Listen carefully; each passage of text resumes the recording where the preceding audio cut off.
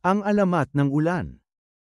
Si Dracula, isang higante, ay nakatira sa madilim na yungib. Sa tabi ng yungib ay may bukal na dinadaluyan ng dalisay at matamis na tubig.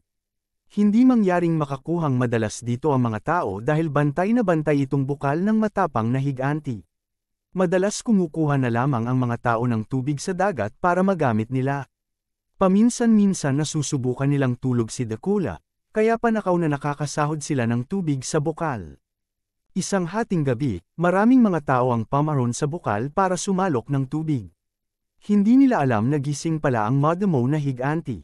Walang ano-ano'y naramdaman ng mga tao na naikulong na pala sila nito sa isang malaking lambat. Dinala ni Dracula ang lambat na puno ng tao sa kaitaasan, at ibinilanggo sa ulap. Diyan na kayo manirahan, gusto rin lang niyo ng tubig. Mula ngayon yan na ang inyong bagong tahanan. Nagmakaawa ang mga ito kay Dracula, pero nabigo lamang sila. Hindi sila pinakinggan ni Dracula.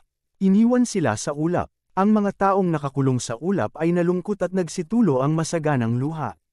Bumagsak sa lupa ang luha at nagsilbing unang ulan. At dito na nagtatapos ang ating kwento. Hanggang sa muli.